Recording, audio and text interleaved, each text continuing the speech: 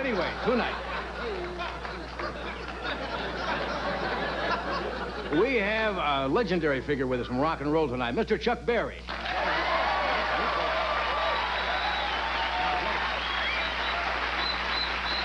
And you people, I should explain, the studio audience got a little preview, right? Because of the rain, Chuck was coming out from St. Louis and the plane was delayed and so forth, and he just got here, so he did a little rehearsal in front of the studio audience. Is it worth sticking around for?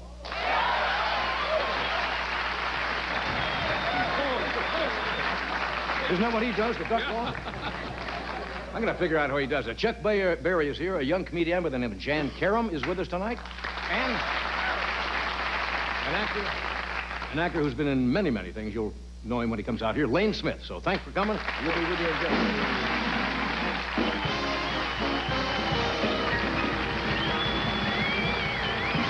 Thank you.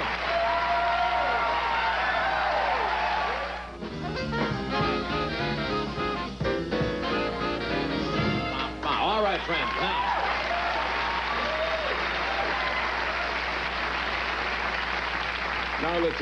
now that Chuck Berry has done his warm-up for our studio audience, it's time to let him do it for the whole nation. He is considered by many to be the father of rock and roll. He has influenced, I think, probably more rock performers than any other performer in history. And he's recently published his autobiography called Chuck Berry, the Autobiography. Well, I thought maybe it was a cute title. And anyways, there's currently a movie out about Chuck called Hail, Hail, Rock and Roll. Would you welcome the one and only Chuck Berry?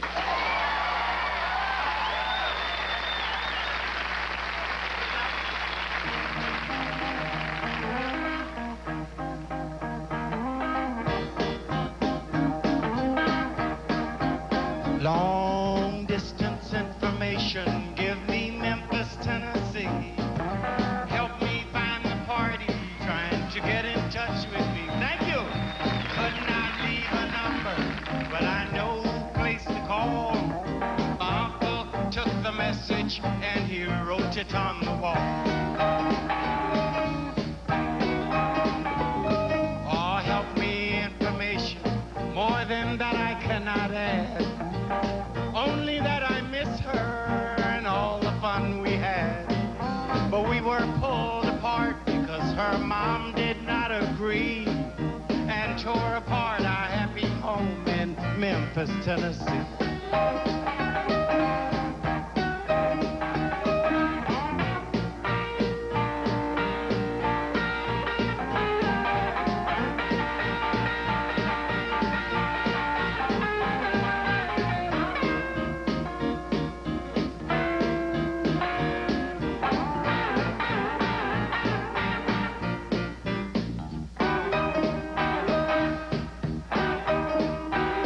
You know the last time I saw Marie, she's waving me goodbye. With hurry home drops on her cheek that trickle from her eye. Marie is only 6 years old. Information, please. Try to put me through to her in Memphis, Tennessee.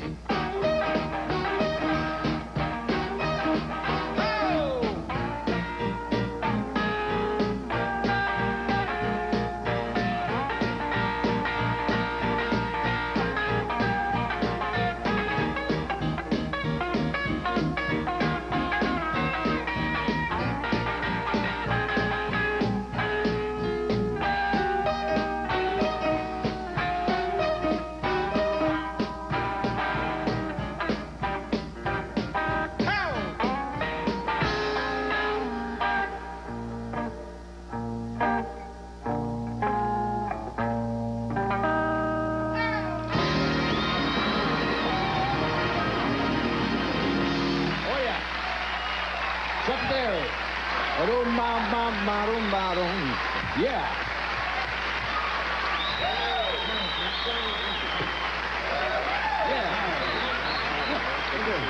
Yeah.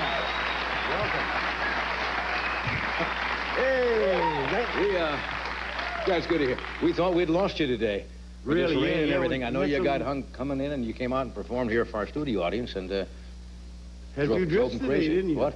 Had a few drips. A few drips. We're going to do this right away? Let me do this. We're going to come back and talk, and Chuck's going to perform for you. Stay where you are. Ba-dum, bum, boom, ba-do, ba, ba.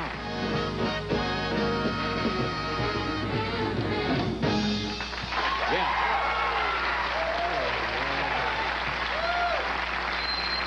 That is rock and roll. Rock and roll. The 16 guys.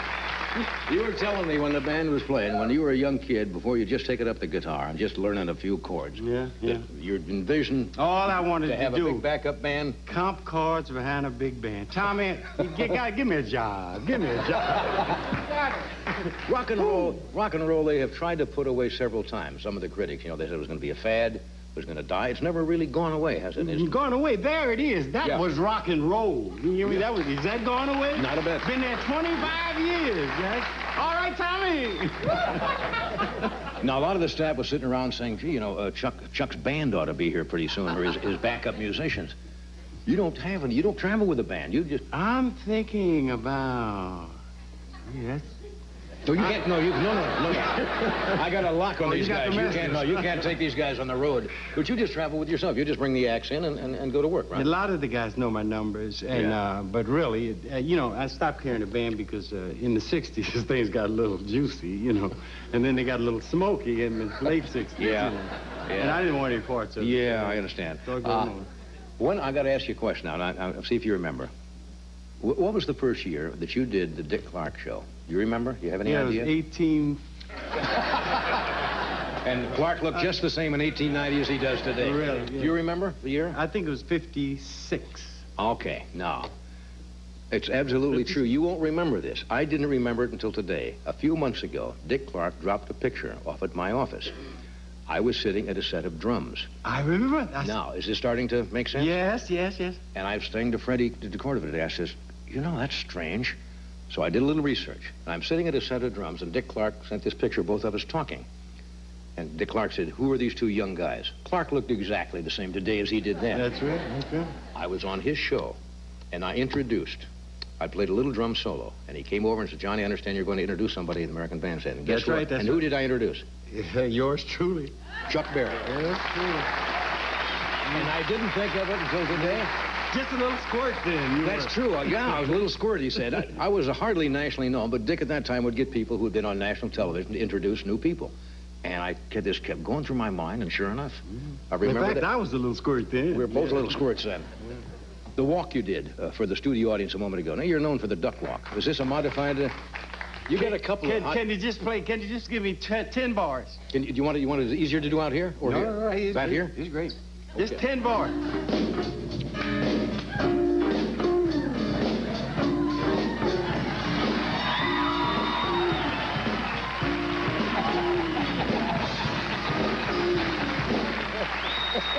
Oh, man. You know you're through in the business when you do that and you can't get up. Then you say it's time to hang it in. Yeah. Did you have fun doing the book? Yeah, I really did. Somebody told me you usually, when you perform, insist on getting paid cash up front. True? Well, not cash, but things as good as cash, like cashier's checks, Yeah, well, I'll tell you what, I had a lot of problems waiting 2.5 hours for them to count monies, and then they make mistakes. So up front, and then a lot of the promoters add taxes from the government. They're not supposed to, so up front is better. I know a lot of people who go on tour running that same problem. You go in, and it takes them a while before they get all the house count, and sometimes the performers have been stiffed. Have you ever been ripped off? No names. No names, please. More ways than one. Yeah. Yeah, I have, Johnny. In fact, one time, and even John Lennon said he had the same thing happen to him. One time in Mineola, Mississippi. I drove down there with a big bus, had a lot of overhead, with the band. This time was taking band. And we played a New Year's Eve day. And at 12, we played from 9 to 12. Rather, from 8 to 12, 4 hours, union thing. At 12 or 1, I made sure I gave him a good 4 hours. I quit. Shotgun. Play until 12:30. The party's still going on. Only in Mississippi, you played at 12:30. You got it? Yeah. And the guy has a shotgun. You play as long as he's got the shotgun in his hands. I noticed, I mentioned in the introduction that a lot of artists who've been on this show, a lot of the people in rock and roll, credit you with really, admire you. They've stolen from you. You were the... Borrowed. Borrowed, nicer word.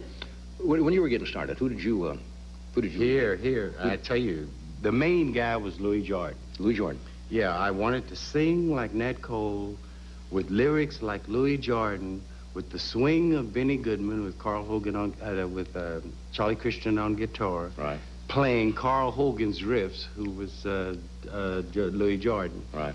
And with the soul of Muddy Waters, I had it all mixed up. That combination? Yeah, Well, that's a nice blend. Yeah. Were you and Presley friends?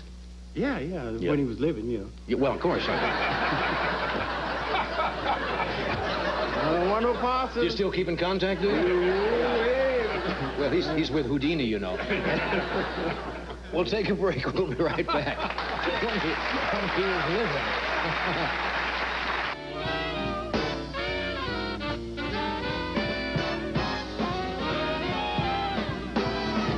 Okay, we're back talking with Chuck Berry. You've had an interesting, full life.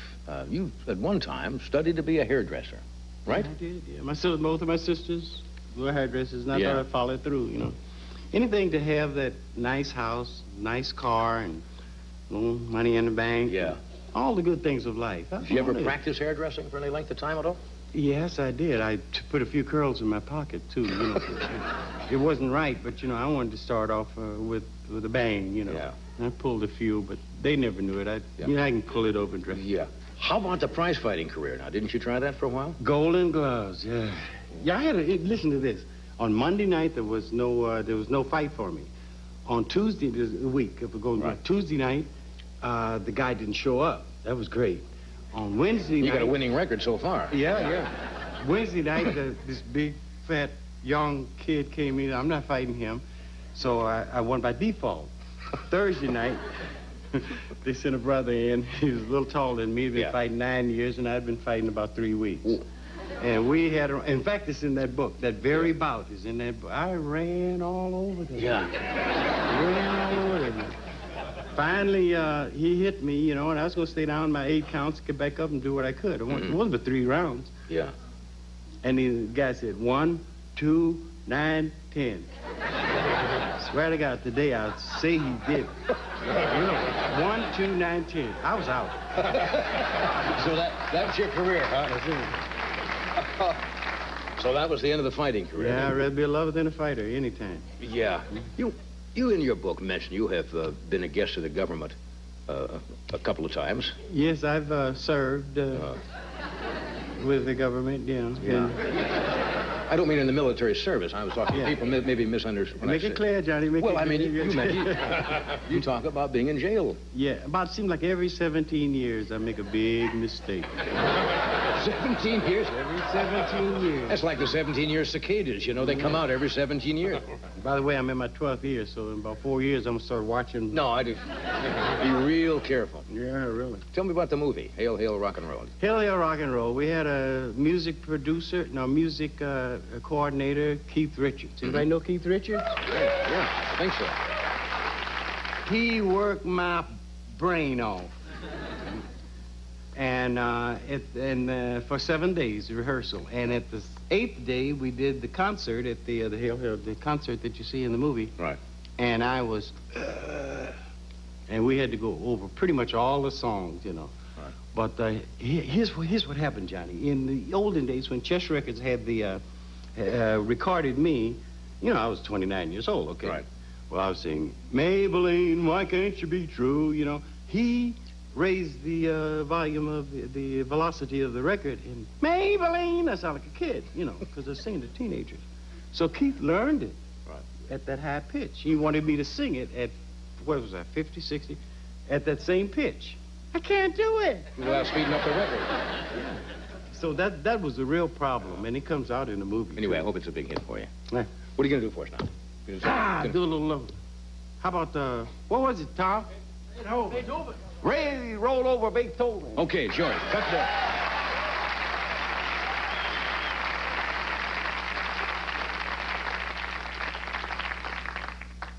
Now watch me do Johnny B. Good. Just goes to show you.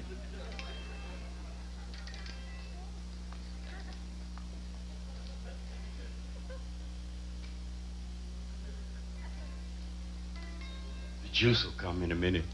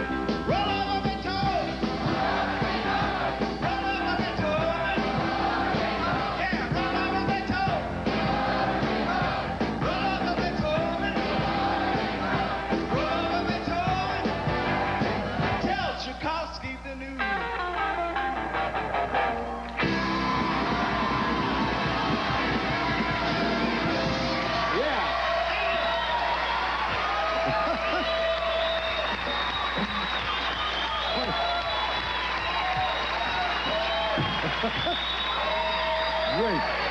And we'll be back in a moment. Great.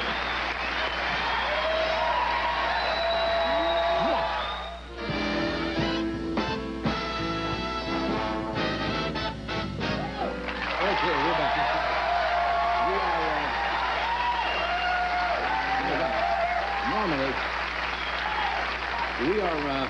We are going to kind of change horses here in the middle of our show. We have two other guests booked, and everybody's having so much fun with you. I am, and I know the audience is. I'm going to ask that Jan Karam and Layden Smith join us on another show, because to try to get either one of them in now is not fair to either one of them. So can you stick around? Because the audience is yelling for Johnny to do good.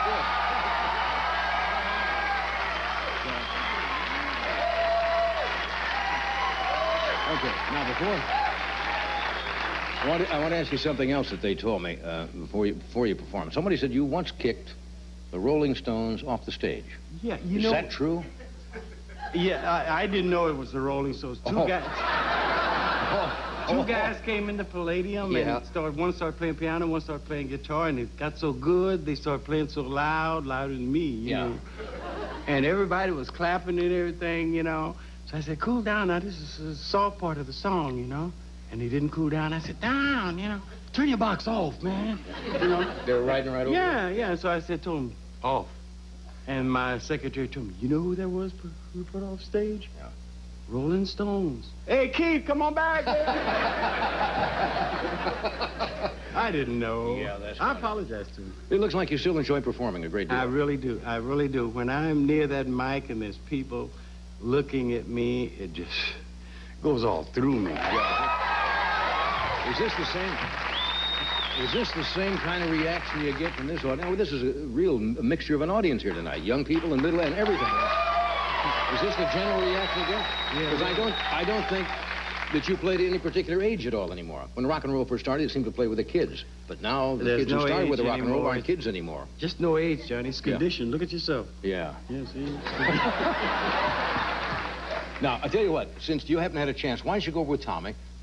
Tell him whatever you need for backup on Johnny B. Goode. Just work it out. We'll just watch you do it. No problem. Okay, go ahead. It's the same thing as Over Beethoven. Same kind of work we go. That's all. Okay. That's all there is to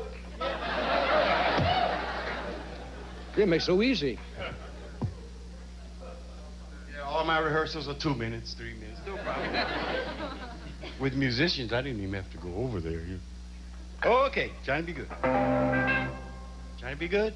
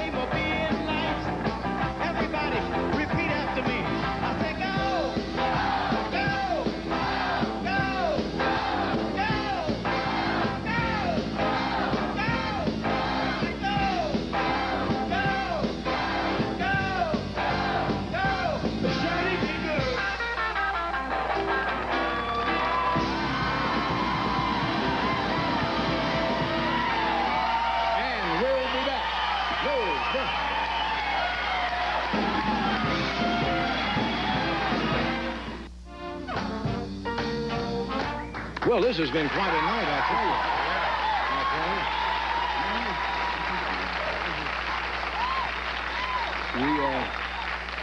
I knew that you were going to get this audience going, but I never realized it would be like this.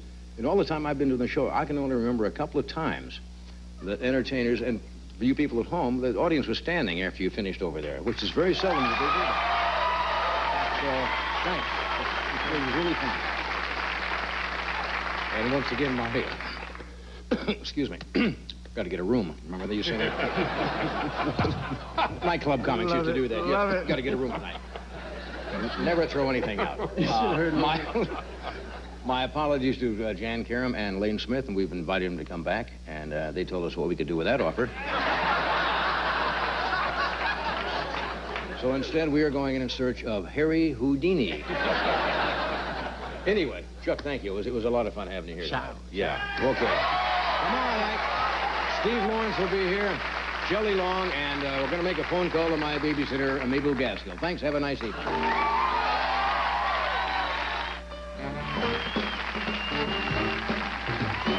The stars shine on Late Night with David Letterman as Dave welcomes Tony Bennett and comedian Carol Eater. Then get the first word on Money Matters and the first news around the world with Bob Jameson on Before Hours and Deborah Norville on NBC News at sunrise tomorrow morning.